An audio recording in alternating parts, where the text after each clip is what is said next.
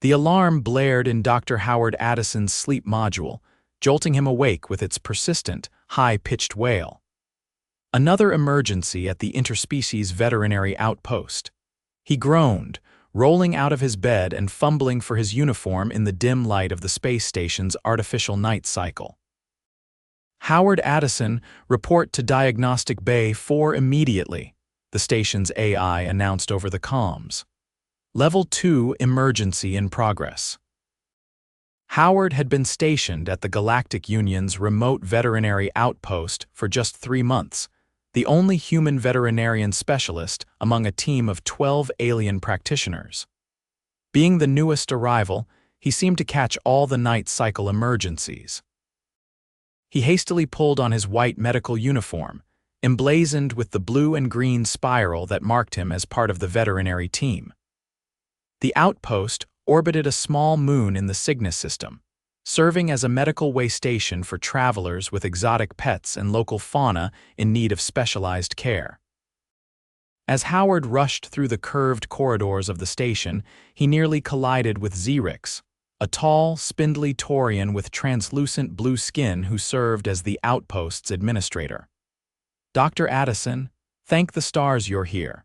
We have a situation with Dr. Mevlox and a Terran canine," Xerix said, mandibles quivering with concern. "A dog. That's a level 2 emergency," Howard asked, confused. Dogs were among the simplest Earth species he treated. Any alien vet with basic Terran xenobiology training should be able to handle one. "Doctor Mevlox is insisting the creature is dying. The Rigorian merchant who owns it is very distressed. Very important client," Xerix added, 6-fingered hands fluttering nervously. Howard quickened his pace. "What are the symptoms?" Distended abdomen, labored breathing, lethargy. "Doctor Mevlox is preparing for emergency surgery." "Surgery?" Howard nearly shouted, breaking into a run. "For what diagnosis?" "Organ failure of some kind. Dr. Mevlox mentioned intestinal collapse." Howard burst through the doors of Diagnostic Bay 4 to find a chaotic scene. Dr. Mevlox, a rotund, amphibious gallery with mottled green skin and bulging eyes, was preparing a surgical laser array. A sleek, silver-furred husky lay on the examination table, its belly swollen and round. Standing nearby was a tall, insectoid Rigorian merchant, chittering nervously. "Stop." Howard called out, rushing to the examination table. "Dr. Mevlox, what's going on here?" The gallery turned, blinking rapidly in surprise. "Dr. Addison, this case does not require human intervention. I am treating a critical intestinal collapse in this Terran quadruped." Howard approached the dog, who looked up at him with bright blue eyes and wagged its tail weakly. The animal's abdomen was distended, but Howard immediately recognized the condition. "This dog isn't dying," Howard said, running his hand gently over the husky's bloated stomach. "He just ate too much." Dr. Mevlox made a bubbling sound of indignation. "Impossible. My diagnostic scan shows severe abdominal distension. The creature's organs are being compressed. Without immediate intervention, it will expire within hours." The Rigorian merchant let out a high-pitched trill of distress. "Save Silverfrost, cost no object," Howard sighed, pulling out his personal scanner. "Let me show you something." He ran the device over the dog's abdomen. "Look here, this isn't organ failure. The dog's stomach is extremely full, but it's not twisted or perforated. There's no internal bleeding or signs of toxicity." Dr. Mevlox leaned closer to Howard's scanner, compound eyes blinking rapidly. "But the distension is from overeating," Howard explained patiently. He turned to the Rigorian merchant. "Sir, what did Silverfrost eat today?" The merchant's antennae twitched nervously. "Normal food. Special Terran canine nutrition pellets, but today was special celebration. Silverfrost received ceremonial feast of dried Rigelian meat strips."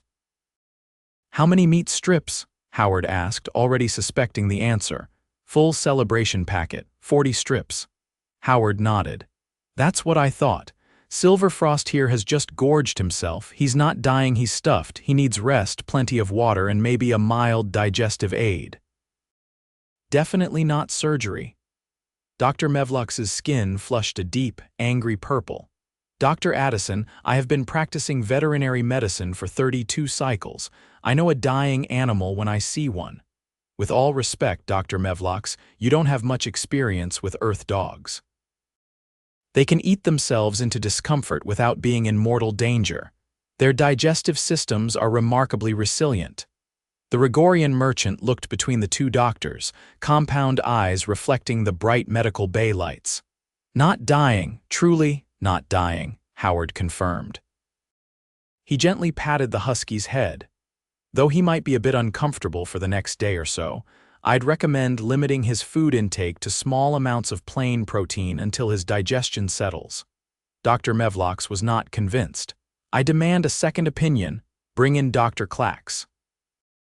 It's the middle of night cycle, Howard pointed out. And there's really no need. I will consult with Dr. Clax, Xerix interjected, always eager to avoid conflict. In the meantime, perhaps we can monitor the patient for an hour and reassess, Howard nodded. That's reasonable. I'm confident Silverfrost will show improvement even within that time frame. Dr. Mevlox reluctantly agreed, though his skin remained a mottled purple-green of irritation and doubt. The Rigorian merchant settled on a bench near the examination table, antennae waving gently as he watched his pet. Howard initiated a basic treatment protocol, administering a mild digestive aid and setting up a hydration drip. He explained each step to the merchant, who recorded everything with a small device attached to one of his forearms. As they waited, Howard struck up a conversation with the merchant to ease the tension in the room. Have you had Silverfrost long?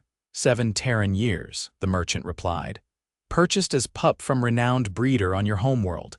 Excellent companion for long trade voyages. Very adaptable. Huskies are great dogs, Howard agreed. Though they do love to eat, they were bred for cold environments on Earth, so they have a strong food drive. The merchant's mandibles clicked thoughtfully.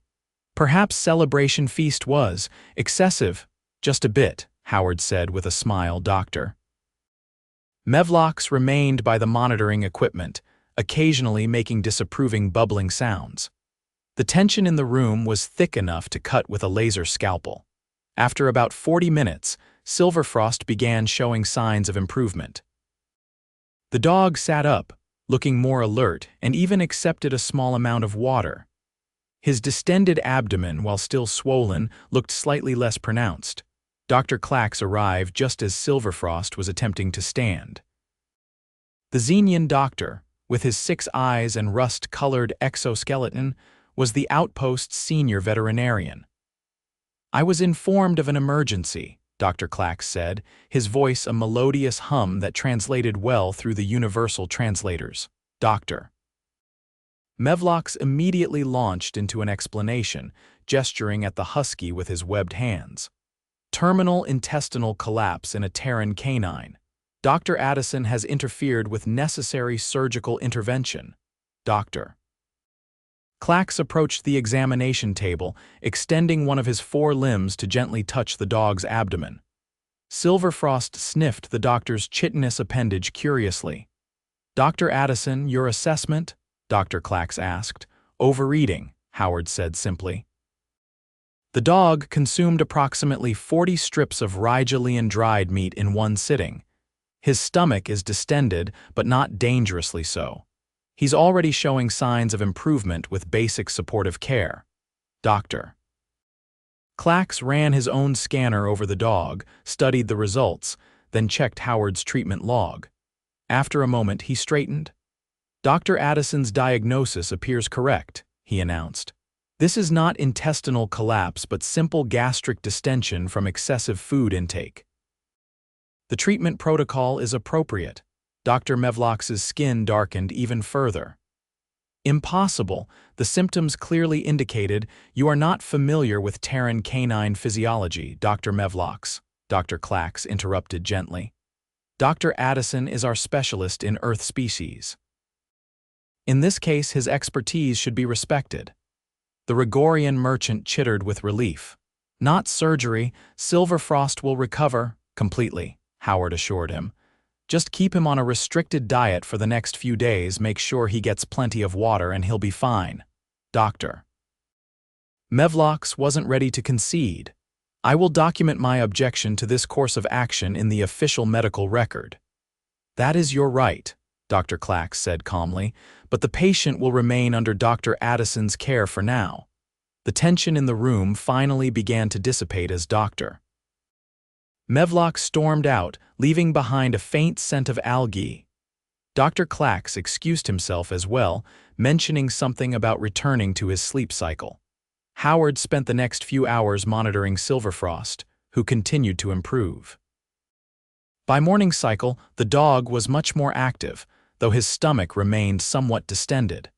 The Rigorian merchant was visibly relieved, his antennae waving happily as he prepared to depart with his pet. Great gratitude, Doctor. Addison, the merchant said, presenting Howard with a small, ornate box. Traditional gift for saving life. That's really not necessary, Howard began, but the merchant insisted. Tradition demands. Please accept. Howard took the box, which contained a small, glowing crystal. Thank you. But remember, I didn't save Silverfrost's life. He was never in danger. The merchant's mandibles clicked in what Howard had come to recognize as the Rigorian equivalent of a smile. Perhaps, but you saved him from unnecessary surgery.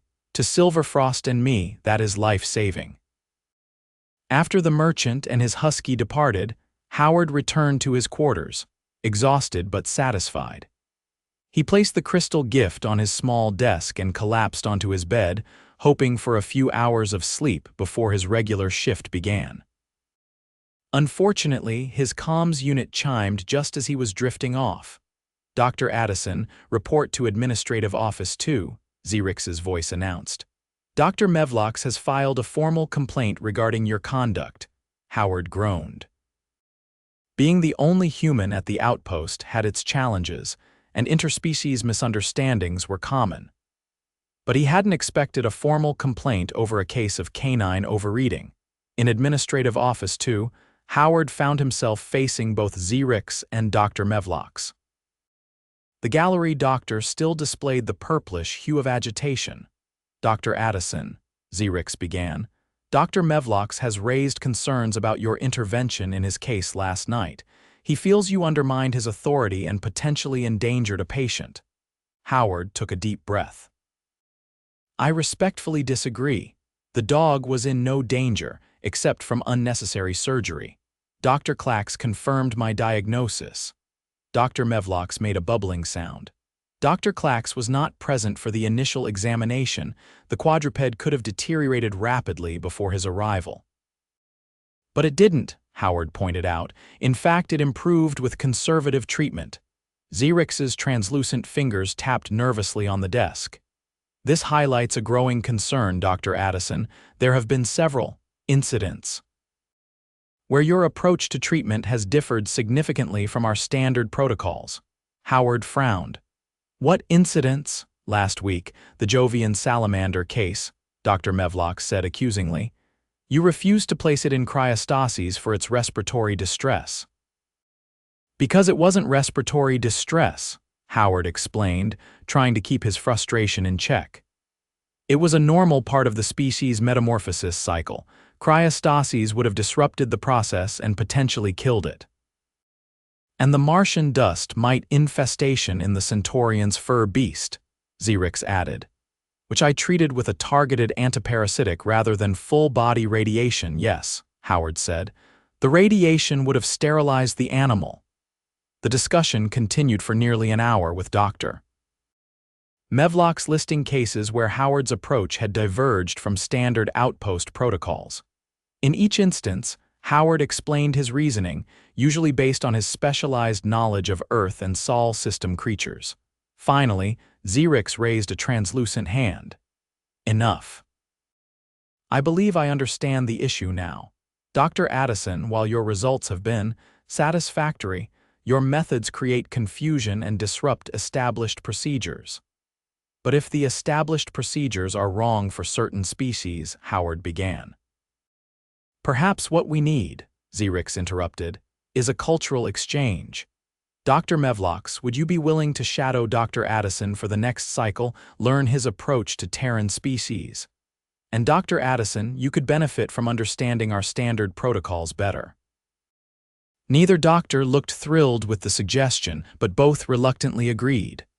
Howard knew it was probably the best outcome he could hope for. At least it wasn't a formal reprimand. The next day, Howard arrived at his shift to find Dr. Mevlox waiting, skin a neutral green but eyes still conveying skepticism. Their first case together was a parrot with feather-picking behavior brought in by a Draxian diplomat. The bird is clearly suffering from a parasitic infestation, Dr. Mevlox declared after a cursory scan. We should begin with radiation therapy. Howard shook his head. Parrots often pick their feathers due to stress or boredom, not parasites. Let me show you. He performed a more detailed scan, demonstrating the absence of parasites, then questioned the Draxian about the bird's environment and enrichment activities. By the end of the consultation, even Dr. Mevlox seemed interested in Howard's behavioral approach to treatment. Fascinating, the gallery doctor admitted as they prescribed environmental enrichment rather than medication. On my homeworld, such behavior would always indicate physical illness. Different species, different needs, Howard said. That's why it's so important to understand the specific requirements of each creature we treat. Their next case was a Venusian slug with discoloration of its mucous membrane. Here, Dr. Mevlox's expertise proved valuable as he recognized signs of mineral deficiency that Howard might have missed. See, the mucus consistency indicates phosphorus depletion, Dr. Mevlox explained, his tone less confrontational than before, common in space-faring gastropods. Howard nodded, genuinely impressed. You're right. I would have run more tests before reaching that conclusion. Tests take time. Experience provides shortcuts, Dr. Mevlox said, a hint of pride in his voice. As the day progressed, a grudging respect began to develop between the two doctors. Howard learned that Dr. Mevlox's seemingly aggressive approach often stemmed from the medical traditions of his aquatic homeworld, where rapid intervention was necessary due to the quick spread of disease in water environments. In turn, Dr. Mevlox began to appreciate Howard's more cautious approach with unfamiliar species, recognizing that Terran animals often had unexpected physiological quirks that didn't match standard xenobiology texts. Their uneasy truce was tested when a frantic call came in from Docking Bay 7. A veterinarian explorer had returned from an uncharted moon with what appeared to be a new species, a small, six-legged creature with iridescent scales and a long, prehensile tail. The animal was having seizures and struggling to breathe. Both doctors rushed to the docking bay, medical kits in hand. The explorer, a tall, feathered humanoid, cradled the convulsing creature in its arms, found it abandoned, thought I could help, the explorer explained, distress evident in its trilling voice. Was fine until ship entered hyperspace. Then this started. Howard and Dr. Mevlox examined the creature together. Its vital signs were erratic body temperature dropping rapidly. Unknown species. Protocol dictates quarantine and standard life support, Dr. Mevlox said, already preparing an isolation pod. Howard frowned, studying the creature's unusual anatomy. Wait. Look at these gill-like structures along its ribs and the crystalline formation at the base of its skull. Dr. Mevlox peered closer. Similarities to Proximan crystal lizards, but the internal structure is different. I think it's pressure-sensitive, Howard suggested. The hyperspace jump might have caused a form of decompression sickness. The two doctors looked at each other, a moment of silent communication passing between them. Hyperbaric chamber, Dr. Mevlox suggested, with a nitrogen-oxygen mix similar to its native atmosphere, Howard agreed. And maybe a low dose of anti-seizure medication, Working together, they stabilized the creature and placed it in a modified hyperbaric chamber. Within minutes, its seizures began to subside and its breathing regulated. "Good call on the pressure sensitivity, Doctor." Mevlox acknowledged, his skin taking on a pleased pinkish hue. "I would have missed that. And I wouldn't have thought of the nitrogen-oxygen mix without your input," Howard admitted. The explorer watched them with gratitude evident in its feathered crest. "Will it survive?" "We believe so," Howard said. "But we'll need to keep it under observation and learn more about its native environment." Over the next few days, Howard and Dr. Mevlox worked together to study the new creature, which they temporarily named Lumina for its bioluminescent properties. The experience of collaborating on an unknown species seemed to bridge many of their differences. 1 week after the incident with Silverfrost the husky, Howard was surprised to receive an invitation to Dr. Mevlox's personal quarters. Curious, he arrived to find not only Dr. Mevlox, but also Dr. Clax and several other staff members gathered for what appeared to be a small celebration. "Dr. Addison," Dr. Mevlox greeted him, skin a pleasant turquoise shade. "We are observing the gallery tradition of knowledge exchange. When a professional learns valuable techniques from another, it is customary to acknowledge the exchange formally." Howard was touched by the gesture. "I'm honored, Dr. Mevlox. I've learned a great deal from you as well." The gathering turned into an impromptu cultural exchange, with each doctor sharing stories of unusual cases and treatment approaches from their homeworlds. Howard found himself fascinated by the diverse medical traditions represented in the room. Dr. Clax approached Howard as the celebration wound down. "Your handling of the situation with Dr. Mevlox has been exemplary. Not many would have shown such patience." Howard shrugged. "We're all trying to do what's best for our patients. Sometimes we just have different ideas about what that means." "Indeed," Dr. Clax agreed. "Which is why I'm recommending you for the position of interspecies training coordinator. We need someone who can bridge these gaps in understanding." Howard was stunned. "That's a significant promotion." "And well-deserved," Dr. Clax said. "The incident with the canine Silverfrost highlighted a larger issue we face. Many of our protocols are based on generalized xenobiology, but as our client base expands, we need specialists who truly understand the quirks of each world's fauna." The following month brought significant changes to the outpost. Howard's new role as training coordinator meant developing educational programs to help the diverse veterinary staff better understand species-specific needs. Dr. Mevlox, surprisingly, became one of his most enthusiastic collaborators. They were in the middle of designing a training module on Terran mammal digestion when a familiar face appeared at the clinic, the Rigorian merchant with Silverfrost the husky. "Dr. Addison, Dr. Mevlox, greetings," the merchant chittered excitedly. Silverfrost wished to visit his saviors. The husky looked healthy and energetic, prancing into the clinic with his tail wagging. He immediately recognized Howard, rushing over to greet him with enthusiastic licks. "He looks great," Howard said, scratching behind the dog's ears. "I'm guessing no more 40 strip feasts." The merchant's antennae twitched in embarrassment. Strict diet management now, very responsible pet guardian. Dr. Mevlox approached cautiously, extending a webbed hand toward the dog. Silverfrost sniffed it curiously, then gave it a friendly lick. The gallery doctor's skin flushed a pleased pink. "Remarkable resilience," Dr. Mevlox commented. "I have been studying Terran canine physiology, fascinating digestive adaptability." The merchant seemed surprised by the change in Dr. Mevlox's attitude. "No more surgery recommendations, no, doctor," Mevlox said, with what Howard had come to recognize as the gallery equivalent of a chuckle. "I now understand that sometimes the simplest explanation is correct, even when it seems too simple to a specialist." Later, after the merchant and Silverfrost had departed, Howard found Dr. Mevlox in the research lab, reviewing data on various Terran species. "You've really embraced Earth biology," Howard commented. Dr. Mevlox's skin rippled with colors, settling on a thoughtful blue.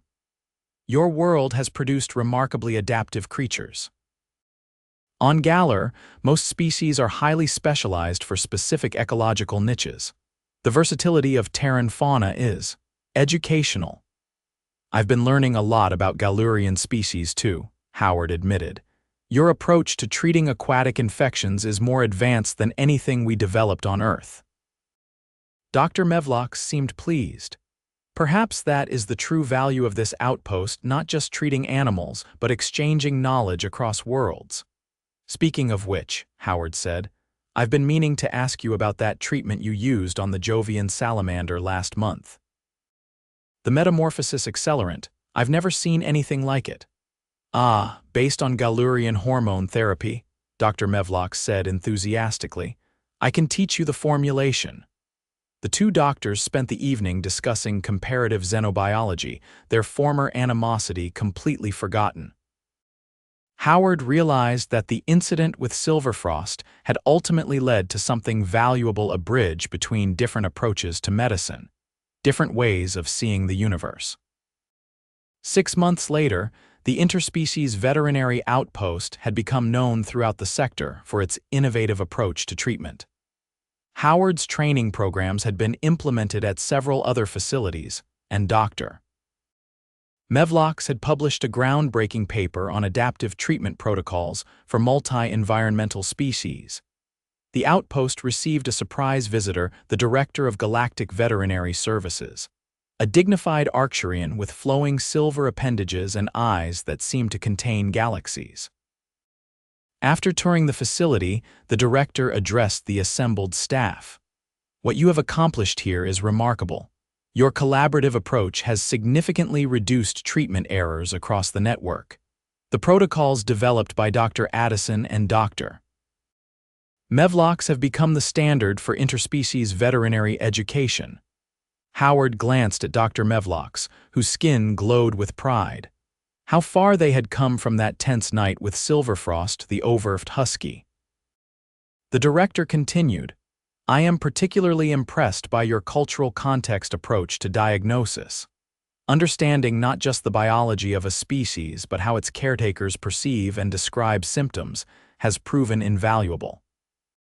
After the director departed, the staff gathered in the recreation area for an impromptu celebration. Xerix, ever the efficient administrator, had somehow procured refreshments suitable for each species represented. To think, Doctor. Mevlox said, settling beside Howard with a glass of Galurian algae nectar. All of this began because of a disagreement over a bloated canine. Howard laughed, raising his own glass of Terran whiskey. From near surgery to revolutionizing interspecies veterinary medicine. Not bad for 6 months' work. Dr. Clax joined them, mandibles clicking with amusement. I knew from the moment I saw you two arguing over that husky that something interesting would develop, either murder or innovation. I'm glad it was the latter, Howard said. As am I, Dr. Mevlox agreed. Though there were moments when the former seemed more likely. Their laughter drew curious looks from the other staff members, but Howard didn't mind. He'd come to the outpost hoping to learn about exotic species and advance his career. Instead, he'd found something more valuable: a way to bridge the vast differences between worlds and perspectives. As if to emphasize the point, his comms unit chimed with an incoming message. It was from the Rigorian merchant, containing a hologram of Silverfrost playing with several small, silver-furred puppies. Family expansion, the message read. Silverfrost now responsible parent, no feasting allowed, will visit outpost for proper medical care soon. Howard showed the message to Dr. Mevlox, who made a bubbling sound of amusement. Let us hope the offspring inherit their father's robust digestive system, the gallery doctor said, but perhaps not his appetite. I'll stock up on digestive aids just in case, Howard replied with a grin. As the celebration continued around them, Howard reflected on the strange journey that had brought him here. One simple case: an alien vet convinced a beast was dying, while a human insisted it had just eaten too much had sparked a transformation that rippled across the galaxy. In the vastness of space, with all its wonders and dangers, sometimes the most important discoveries came from the simplest misunderstandings. And sometimes, being right wasn't nearly as important as learning how to work together. The end.